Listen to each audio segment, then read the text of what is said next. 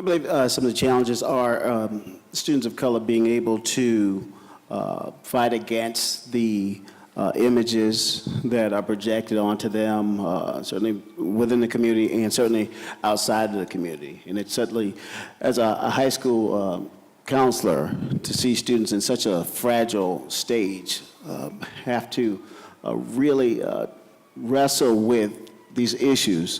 It's so important, and to have students go through this stage of development successfully requires some really important thought partners, support, certainly family supports and school supports, and certainly I think that's the biggest challenge, to have those students fight against those images projected upon them.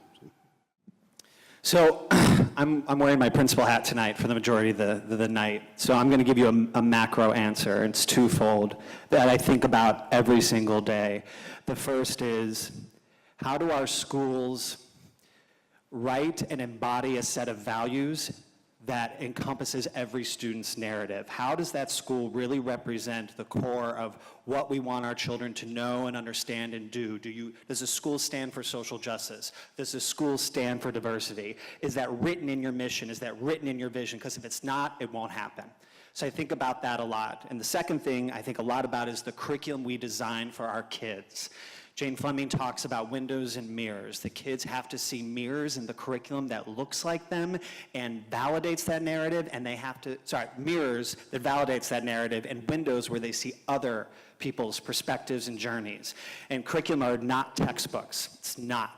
Curriculum is designed for a specific student audience, and we have to be intentional in designing that curriculum to meet our students' needs. Our African American students, Caucasian students, anyone who comes in our building. So what I think about all the time in serving our African American students better is that your vision and your values are set, and that your curriculum is designed to meet your kids' needs, academically and social emotionally. An incident happened this week with my son, and it really made me think about that a little bit.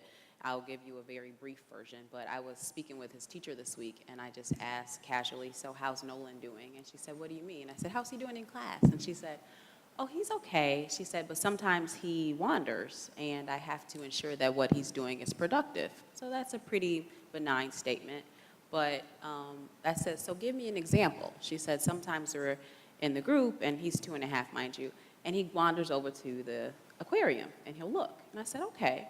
And then I sort of thought about what she'd said and the way she framed it about him wandering and about her needing to ensure that what he was doing was productive.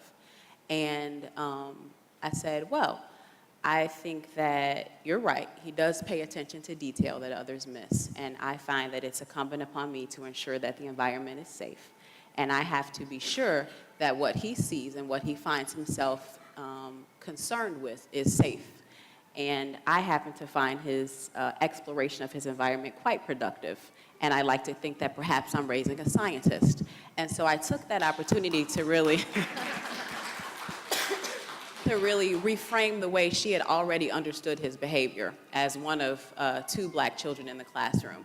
I really needed to think about not only how she understood what she saw and what I understood as very neutral behavior, but also what she would then say to him and how she would encourage him or discourage him in that.